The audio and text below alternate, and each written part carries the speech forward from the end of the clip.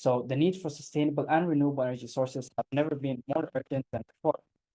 So before I talked about green hydrogen and how that was a potential renewable energy source, but today we're discovering another type or another source of renewable energy, which is basically from biomass, so biogas and biomethane. But fear not, I'll be talking more about these two gases as we move on. All right. So here's an overview of what we'll cover today. So we'll start by understanding what biogas and biomethane are and why are they important. Then we'll look at how these renewable sources are produced with production methods.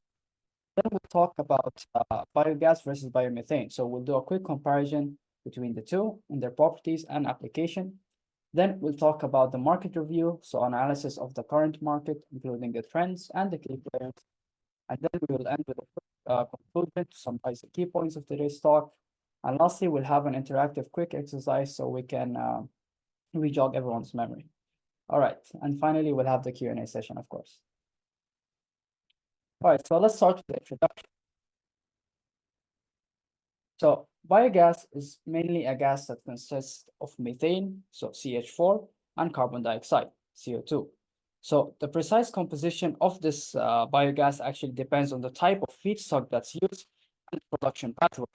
But generally, it's around 50 to 75% of methane, and the remaining is CO2.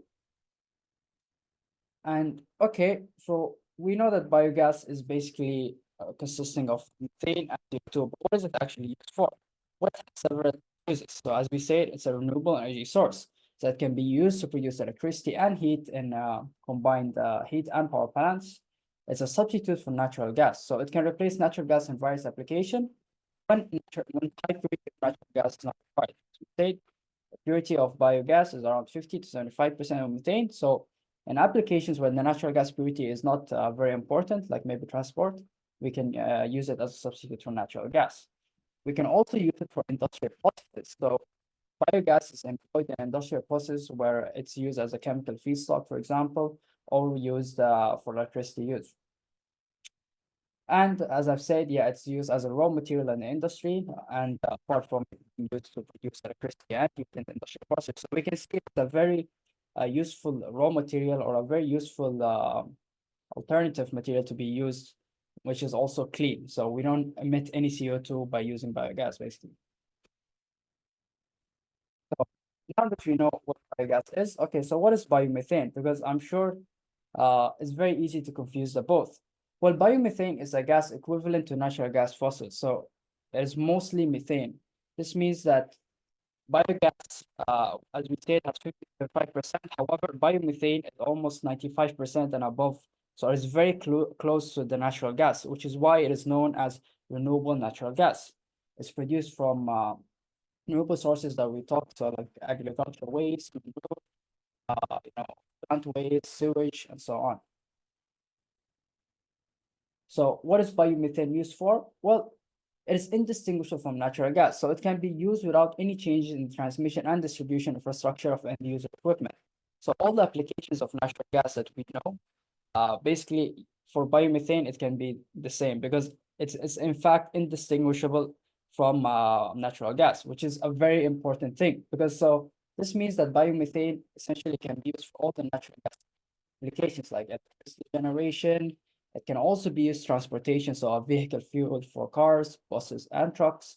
It can also be used as compressed natural gas. So like we have compressed natural gas for vehicles. And then we can also use it for industrial heating and cooling. So we know our buildings, use a lot of natural gas. So this biomethane can be actually used for the heating systems in the homes and also in cooking in our households. So a cooking fuel, basically. And then, of course, like biogas can be used in industrial application. As we know, natural gas is imported in many industrial processes. So this can be a very useful feedstock. Okay, so now that we have kind of a brief idea of what these two gases are, how do we actually produce them? We know that natural gas comes from crude oils, right? But we claim that this type of gas is renewable. So of course, this means that the production method must use renewable feedstocks. All right, so let's talk about biogas first. So biogas can be produced from various waste products, which are broadly categorized into three main types. So first, we have the food and agricultural waste. So this includes leftover food, crop residues, and other organic materials from agricultural activities. So these wastes are abundant and can be efficiently converted into biogas. As we know, we have a lot of waste ending up.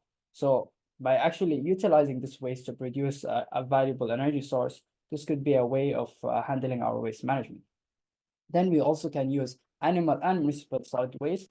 So animal waste such as manure and organic factors of the renewable solid waste, like food scraps and yard waste, are also excellent feedstocks for biogas production.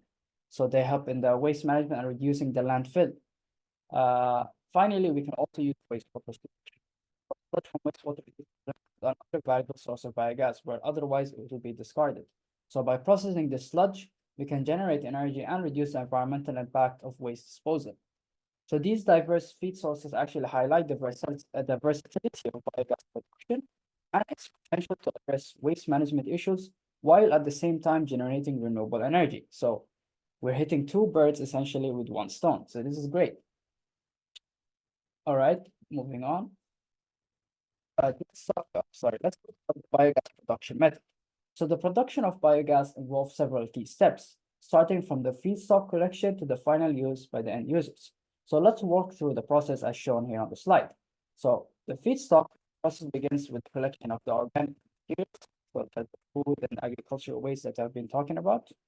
And then, if necessary, there'll be a pre-treatment depending on how, for example, how dirty or how clean is the waste collected. So if it needs pre-treatment, then treatment will be done. So this is in order to have a more efficient anaerobic digestion process, which is the next step where we take this waste and perform anaerobic digestion in the absence of oxygen. So the treated feedstock is sent to a biodigester, basically where this anaerobic digestion process occurs. In this oxygen-free environment, the microorganisms break down the organic matter, producing biogas, which primarily consists of methane and CO2. So this biogas is then collected and purified further to reach the market quality. So the raw biogas is then collected and purified to remove the impurities such as like H2S, hydrogen sulfide, moisture, and other contaminants. So this step ensures that the biogas meets the quality requirement for its intended use. The end users are where the biogas, after being collected and purified, will be sent. So this includes the industries and other sources where they would need biogas. So this is a rough scheme of how biogas is produced. Okay, so how about biomethane? So what are the sources of biomethane? So what the first source of biomethane actually is biogas. So 90% of biomethane is actually produced through the upgrading of biogas. So as I've mentioned, biogas is 50 to 75% of methane, while biomethane is basically around 95% and above. So it's almost close to natural gas. So to get this biomethane, we can actually take the biogas that we produce and then just clean it and upgrade it further to become biomethane. The other source of biomethane is solid biomass, where we just take solid biomass and we gasify it. After we gasify it, we will get syngas, which can be later upgraded to biomethane. So let's talk first about cleaning and upgrading biogas, because this is actually 90% of how we produce biomethane. So the process of converting raw biogas into high quality biomethane involves two main steps, as I said, cleaning and upgrading. In the cleaning step, raw biogas is purified by removing various impurities. So the contaminants that are typically removed include H2S, which is hydrogen sulfide. This is a toxic and corrosive gas, which can affect the pipelines. Then we have water. So moisture actually can cause corrosion and reduce the efficiency of biogas utilization, so it needs to be removed. Then we have ammonia, which is a compound that can be harmful in high concentrations. Then we have siloxanes, which are compounds that can form deposits and actually damage the pipeline equipment as well. Then we have nitrogen and oxygen, which are gases that can dilute the methane content and thus reduce the calorific value of the biomethane. And then we have upgrading. And upgrading is after cleaning, after we remove these all impurities, the biogas undergoes an upgrading process to increase its methane content. So we need to basically remove the remaining CO2 to increase its content further. The primary focus will be removing CO2, as I said, and this will get us biomethane. which will be a similar composition to natural gas. So this two-step process actually ensures that the final product, biomethane, meets the quality standards for its various applications, like vehicle fuel, industrial heating, and for industrial uses. So to achieve high purity biomethane, there are several upgrading technologies. So we have pressurized water scrubber, pressure swing absorption, mixed scrubbing. Then we have scrubbing by organic compounds. We have membrane technologies, and finally we have cryogenic separations. So fear not, I'll be talking about each technology in detail as we move on. So let's start with the scrubbing. So this is a widely used method to upgrade biogas by removing impurities, so CO2 mainly, using water under high pressure. So let's explore how this method works and its key characteristics. So this method works on the solubility of CO2. So CO2 is about 23 times more soluble in water than methane. So the solubility of gases increases as the temperature decreases and as pressure increases. This is why we put certain operating conditions, because we want to optimize the solubility of CO2 in the water. Then, so as I said, the typical operating pressures will be around 6 to 10 bar, as this favors the solubility. And for methane loss, the amount of methane dissolved in the water is less than 1%. So basically, we're using water to remove the CO2, and at the same time, we have some methane loss, but it's not that significant, so it's about 1%. So we need to ensure we need to perform gas recirculation to minimize this methane loss. So this diagram actually shows the pressure was plant, which is the one shown is actually in Germany, with the capacity of production of raw biogas equals to 1,250 meter cube per hour. So first, how this process works is that raw biogas is compressed and passed through an absorption column where the CO2 and other impurities are absorbed by the water. Then the purified biogas, now enriched in methane, exits at the top of the column. The recirculated gas is then used to enhance efficiency, and makeup water is added as needed. So the pros of this process is that there is no use of chemical substances, and since we're using water, there is no use of thermal energy either. However, there are some cons to take note of. First, there will be energy required for compression. As you see, we have a compressor to compress the raw biogas, and compressors are very expensive. It can be up to millions. So this is something to take note of. Water needs to be managed for regeneration, and then the drying of purified methane is needed as well. And then this also, although I said that the methane step is or the methane loss is under 1% compared to other technologies, this is still quite high. So this is something to, of course, take note of. Now let's talk about the next technology, which is the pressure swing absorption. So it's another effective method for operating biogas. So let's see how it works.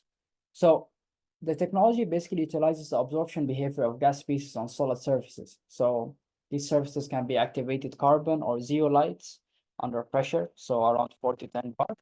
These basically simply there are materials that help in the absorption, and these are used in these PSA technologies.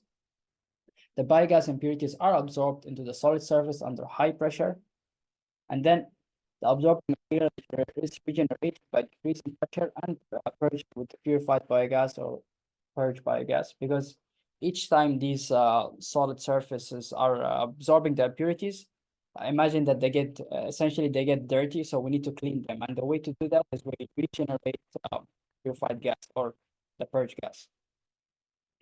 It's a cyclic operation, so pressure is increased again to start a new cycle. So we finish one cycle, we purify the biogas, and then we regenerate to clean the solid surface, and then we start again. So here the diagram shows the PSA process. So raw biogas is first compressed and then treated to remove the impurities, so like hydrogen sulfide. It then passes through PSA columns where impurities like CO2 are absorbed into the solid surfaces under high pressure. So the purified biogas, which is rich in methane, now exits the columns, while the absorbed impurities are released during the regeneration phase. So I've put a picture here of an example of a PSA plant in Muhlaka, Germany. Capacity of raw biogas equal to 1,050 meter cube per hour. So the pros of this technology is that relatively it has low operating pressure.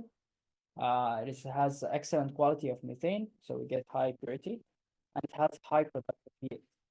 As for the cons, it is a complex plant, so to manage this plant, it's quite complicated. It has the thermal energy required for their generation, and also we need to manage we need to manage a so there's toxic substances. This is something to take note of as well. Then we have amine scrubbing. This technology works on chemical scrubbing, which basically utilizes both physical absorption and chemical reactions in the liquid phase. The chemical reactions help or enhance the absorption process, increasing the solvent's loading capacity. We also have higher solvent efficiency because compared to physical absorption method, chemical solvents tend to have better absorption. And in this process, the gaseous species are absorbed into the solvent and undergo chemical reactions. As I've said, this will enhance the scrubbing efficiency.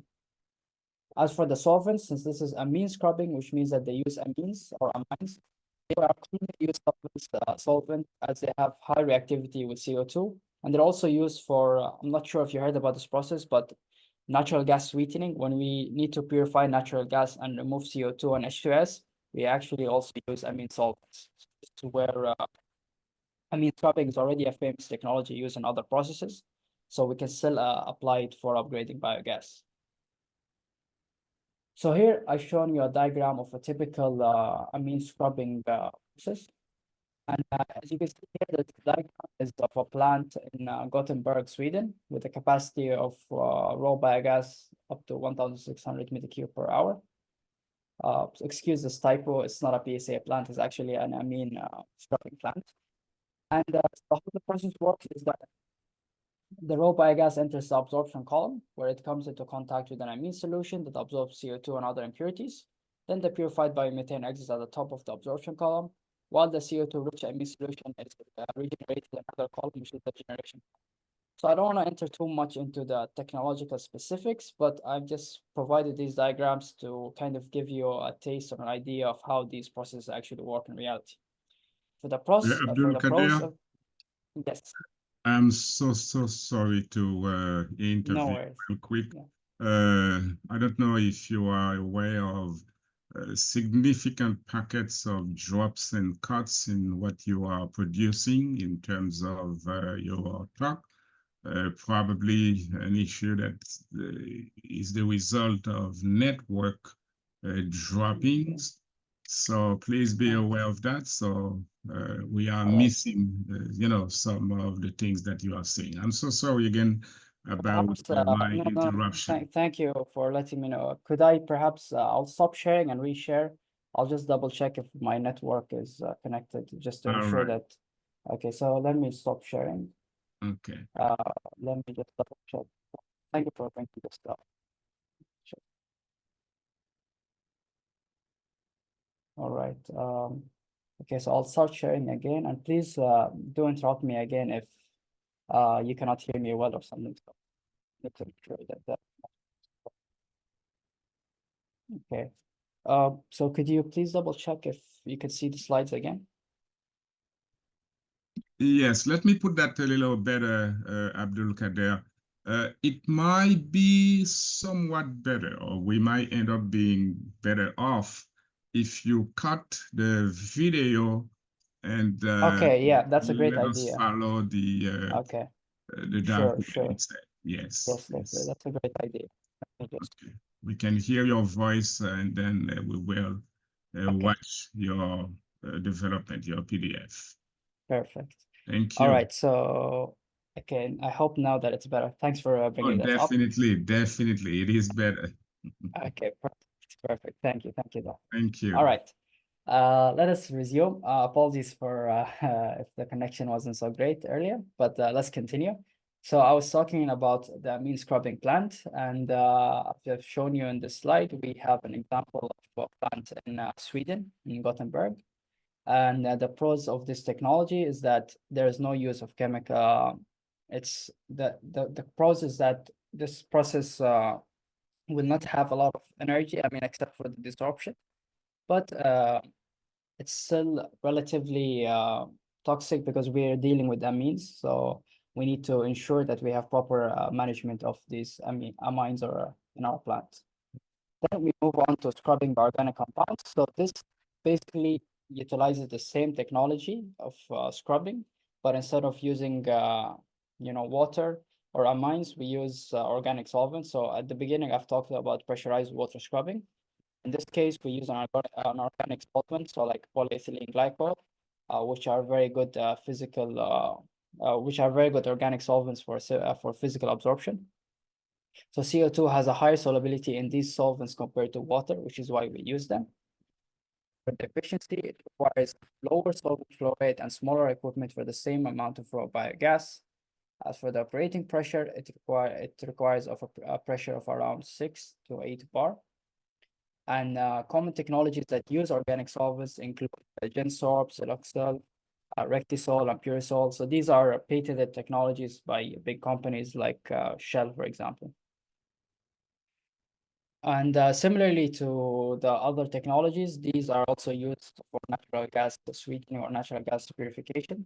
So all of these technologies that I've talked about, or I'm talking about, actually are kind of already pre-established or commercial technologies that are now used to upgrade biogas. So this is a very huge advantage actually. So this is the process scheme of the scrubbing by an organic solvent. So as the previous processes, there's also an absorption column and a desorption column.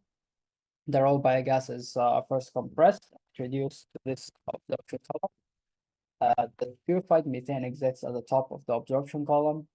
And then the CO2 rich solvent is then passed through a desorption column where it's heated, releasing the absorbed CO2 and regenerating the solvent for reuse. So for the pros of this technology is that they relatively have small units. So this means less investment costs. And there's also no need of drying of the purified methane, which is needed in the pressurized water scrubbing. As for the cons, we have organic solvents, so we're using chemical substances. We also have high energy required due to the compression. And then we also have some losses of methane due to its affinity with the organic solvent. Then we talk about membranes. So membranes are actually the latest or the newest technologies. So these methods utilize selective materials to separate methane from carbon dioxide. So imagine the filters, for example, in your air conditioning unit. Basically, a membrane is a layer or a layer that's used to basically remove or purify certain materials. So this is how the membrane technology actually works, and the materials used include polysulfilane, polyamide, and polydimethyl siloxane. So all these materials are used because of their absorption properties, which are found thanks to the material engineers, of course. As for the selectivity, these materials exhibit favorable selectivity for the CH4 and CO2 separation, so the methane and carbon dioxide separation, making them efficient for biogas upgrading. And for the applications, it is suitable for various scales of biogas upgrading, from small to large installations. So here I've shown a membrane plant in Kislev, Germany, with the capacity of production of raw biogas equal to 500 meter cube per hour. So it's a relatively small plant. As for the outputs, these plants are very simple and they're also very flexible. And also, if we are trying to produce only small quantities, these are the best choice for upgrading biogas. As for the cons, there is a need of substituting the membrane every 3 to 5 years. And so this means that we cannot just have one membrane and make it run for the whole 20 years of plant lifetime, for example. We need to ensure that every 3 to 5 years we are replacing these membranes, because after time they get damaged. They also have sensitivity to impurities remained in the gas. And as the other processes, we need to have energy required for compression. So a compressor is used for this process as well. Lastly, we have cryogenic separation. So this utilizes low temperature and cryogenic technologies based on the different liquefaction temperature of gas species. So I'm sure you've heard about liquefied natural gas.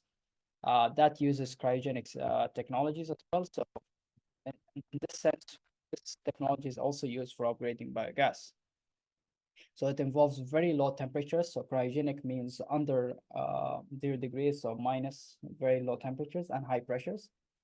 It, a lot of temperatures, a lot of energy input is actually needed, but no additional solvents are used like in the other processes. And the CO2 actually in this process can be reused within the process itself. So in this way, we're not wasting the CO2. As for that, we also can have additional products. So the cooling for purification, allowing the production of liquefied biomethane. So we can have liquefied biomethane as we have liquefied natural gas. Essentially, they're the same thing because biomethane is almost equivalent to natural gas. It's just that the raw material is different, but the final product is the same. So here I've shown a refueling station for liquefied methane. So this one is in Sweden.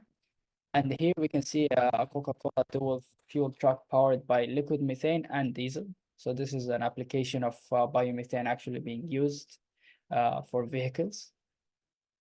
So for this process, we have no additional solvents required. The CO2 can be reduced, meaning we can reduce the waste, and we can also produce liquefied biomethane.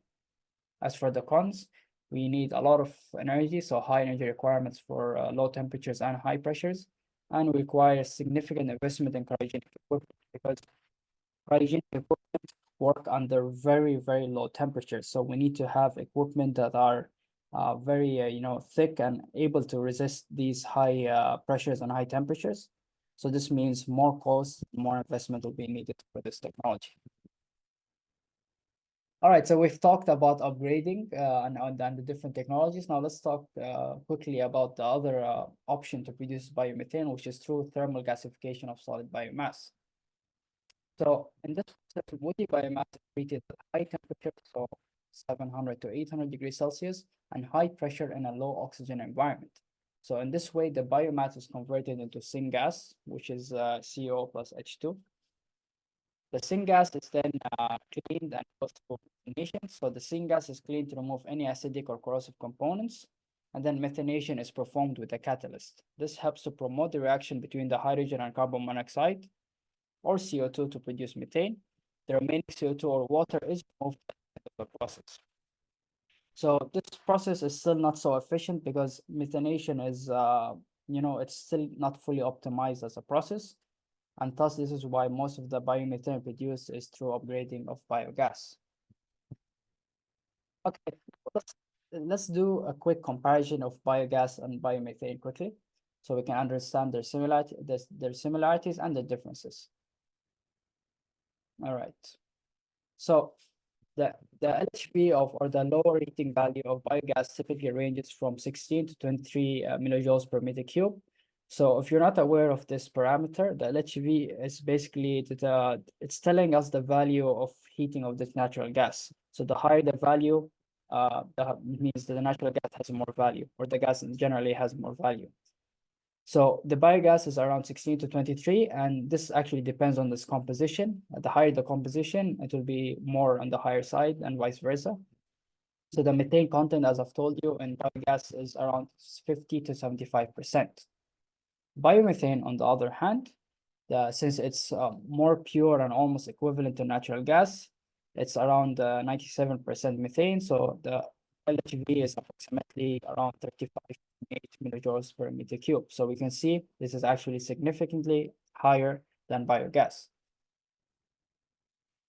In this picture, is basically illustrating the pathways for biogas and biomethane. In this picture, we can see that the green line basically indicates biogas, while the purple line indicates biomethane. So the process starts with organic matter, where we take organic matter such as agricultural residues, animal manure, food waste, and wastewater. Then this goes through anaerobic digestion, where the organic matter goes to the digester that we've talked about, producing biogas and a byproduct called digestate. Biogas produced can be directly used for heating and electricity generation. Alternatively, this solid biomass can undergo gasification and methanation to produce syngas, which is then upgraded to biomethane. As for the upgrading, the biogas can be upgraded to biomethane, as we mentioned, by removing the impurities. And this upgraded biomethane has a higher methane content, which means that it can be injected into the natural gas network. So the gas network will improve biomethane, as it can be used for the normal applications of natural gas. So, it could be for transport, for heating, cooking, industries, and so on. But it's important to note that only biomethane is considered suitable for use in the transport sector. Moving on. This chart basically shows the distribution of biogas consumption by different uses in 2018. So let's break down these segments. So for power generation, we can see that a significant portion of biogas is used for power generation. So this involves converting the biogas into electricity using biogas engines or turbines. Then we have cogeneration.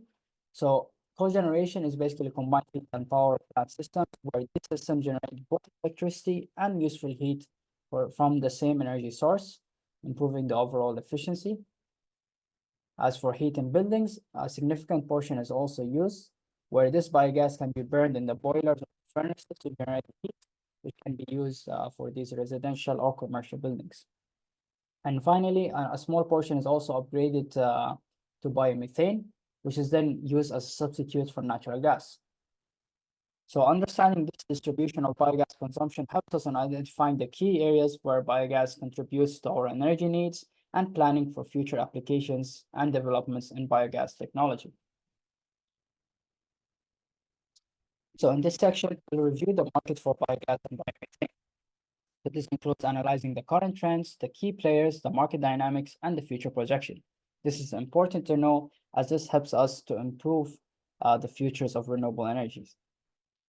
So this chart creates the biogas production by region and by feedstock type in 2018. It provides insights into how different regions utilize various feedstocks for biogas production. So let's break down the data. So for Europe, Europe leads in the biogas production with a major feedstocks. The major feedstocks include animal manure, municipal solid waste, and municipal wastewater, with a significant contribution from crops as well. The high production levels are driven by strong regulatory support and advanced biogas infrastructure. As for China, it falls at the second place with substantial biogas production, primarily utilizing animal manure and municipal wastewater. The focus on these feedstocks is due to the large agriculture sector and urbanization, leading to the ample availability of organic waste. Then we have the United States. So the US has notable biogas production with a significant portion coming from animal manure and municipal solid waste. The biogas industry in the US is growing, supported by policies encouraging renewable energy and waste management solutions. As for the rest of the world, other regions also contribute to global biogas production with a notable share from municipal wastewater and organic waste. So the production levels vary depending on local policies, feedstock availability, and the technological adoption. This chart shows the biogas production. So let's analyze the trends here. We can see that the US has shown steady growth in biogas power generation over the years. The United Kingdom has also increased its biogas power generation capacity. As for Italy, it has seen significant growth, particularly from 2012 onwards. Then China has rapidly expanded its biogas power generation capacity, especially after 2014. As for the rest of the world, we can see that the biogas capacity has grown, but at a varied pace. Then we also see Germany, where Germany stands out as substantial growth in biogas power generation capacity. So let's summarize the market. So we can see that globally, there's an increase in biogas development influenced by the feedstocks availability and the supportive policies. So the major producers, as we've seen, are Europe, China, and the US. So they actually contribute to 90% of global biogas production. As for the installed power generation capacity, approximately 18 gigawatts of power generation capacity runs on biogas worldwide. So these include the key contributors like Germany, United States, and the United Kingdom. Capacity grew by an average of 4% per year from 2010 to 2018. So the recent years show slower deployment in the US and some European countries due to the different policy changes. However, growth is increasing in other markets like China and Turkey. Talking about Europe specifically, as you said, Europe is basically the largest producer of biogas globally. So there's a significant market here. In Germany, they are the largest market in Europe. They are home to 2/3 of Europe's biogas plant capacity. They initially relied on energy crops as feedstock, and the policy shift towards crop residues, sequential crops, livestock waste, and methane captures from landfill site. Other active countries in the EU include Denmark, France, Italy, and the Netherlands.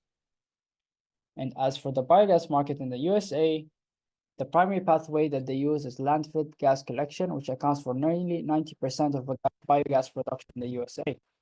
So US actually, they use their landfills, and one of the reasons of managing them, or one of the ways of managing them, is through producing biogas, so that they don't go to waste. They also use agricultural waste, so there's a growing interest in biogas production from agricultural waste. The domestic livestock markets contribute to almost 1/3 of methane emissions in the USA. And they also use biomethane in transport, so they're leading globally in the use of biomethane in the transport sector, supported by both state and federal policies.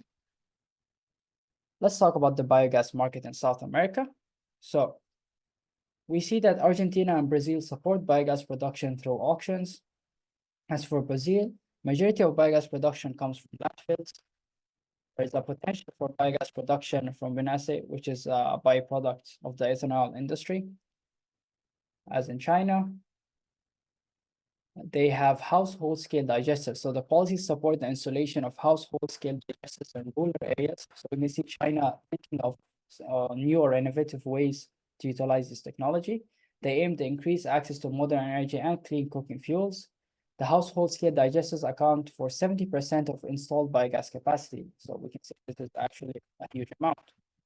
They also have larger scale cogeneration plants, which they have programs supporting the installation of these plants to produce both heat and power. They also have biogas industrialization and biomethane, where the Chinese National Development and Reform Commission can guide this in the late 2019. They focus on biogas industrialization and upgrading to biomethane. And they also would like to use use biomethane in the transport sector as done in the USA. All right. In other Asian countries, however, we see that it was actually difficult to obtain clear data on the biogas consumption. The biogas use is concentrated in countries with specific support programs. We have government support. All the countries in Africa, so Ethiopia, Burkina Faso, and Benin. So they're trying to provide subsidies covering half of all the investments. The non-governmental organization offer practical know-how on subsidies to reduce the investment costs. This is basically information about how the policies are trying to improve the application or the implementation of biogas. So this picture shows the number of biogas plants in operation. We can see that Germany is actually a huge market where most of the biogas plants are in Germany. And this graph shows the biomethane production, where on the left side we have production, on the right side we have the market share. We can see that Europe is the leading, as we've mentioned. As for a biomethane market, so let's quickly talk. So we've talked about biogas, let's talk quickly about biomethane. So it represents about 0.1% of natural gas demand today. So we can see that there is still a huge room for improvement, and as the natural gas market is huge, so the biomethane is still only 0.1% of natural gas demand. So it's very small, but it's generating growing interest as it's a clean renewable energy source. Around 3.5 million tons of oil equivalent of biomethane are produced worldwide. The major markets are European and North American markets. Denmark and Sweden have more than 10% share of biogas biomethane in total gas sales. And as for the emerging markets, we have countries outside Europe and North America. They are rapidly catching up, like China, for example. As for the governmental policies, we see Germany, Italy, Netherlands, and the United Kingdom support biomethane in transport. Brazil has a Renewable Bio program, which aims to reduce the carbon intensity of fuels in the transport sector by 10% by 2028. We also have schemes like low carbon fuel standards in California and the US. We also have schemes in Canada and British Columbia. As for biogas upgrading, it has increased. So the percentage of biogas that is upgraded varies worldwide, but in Europe, around 10% of biogas production is upgraded. In North America, around 15%, and in South America, over 35%. So you can see that most of the biogas or the biomethane is produced through the biogas upgrading. Here we have a picture of the biogas production per country. We can see that in Europe, Germany is leading with around 10,000 gigawatt hour per year. As for the technologies that are used, so this shows the breakdown of technologies for upgrade biogas before 2015. So we can see that water wash is the leading technology. And here are the biogas upgrading plants in the world. So we can see that Sweden and Germany are doing a lot of plants, 161 and 52. If we look at the biogas upgrading technologies after 2015, so in 2017, we can see that water scrubbing is still very used, but we can see that membrane actually catched up. So the membrane technologies are improving over the recent years. As maybe if you have attended my previous talk about green hydrogen, you've seen that membrane is also a new technology for the electrolysis of hydrogen. So we can see that the membrane technology is improving worldwide, and this is also in the case of biogas upgrading. So we can see that a lot of the market now is actually implementing membrane separation. So water scrubbing and membrane separation are almost 60% of biomethane production globally in 2019. And this picture basically shows also the number of upgrading plants and their technology. And here we see the comparison of the specific investment costs for the biogas upgrading technologies and the dependence on the raw biogas throughput capacity. So as the capacity increases, the cost, of course, of the technology will differ. So that brings me to the conclusion, where I'd just like to summarize the key points of today's talk. So biogas and biomethane, they're renewable and sustainable, two important keywords. Why? Because they're derived from organic waste and biomass, which makes them renewable, and they convert waste into valuable energy, promoting a circular economy. So we're not actually, we're just taking waste that's already there and using it to produce value. So this is why it's a very, very attractive option. This also has versatile applications where biogas can be used for electricity generation, heating, and anaerobic material for chemical production. Biomethane is basically can be used for all the applications of natural gas, so it's very flexible. So environmental benefits, of course, we reduce greenhouse gas emissions by capturing methane from waste, and we also help in waste management by converting organic waste into energy. And this helps us to lower the dependency on fossil fuel, which is a very huge crisis right now. It also provides economic advantages that are often looked. So we actually create jobs in the renewable sector. We provide additional revenue streams for farmers and waste management facilities. We also stimulate rural economics by promoting local energy production, like in the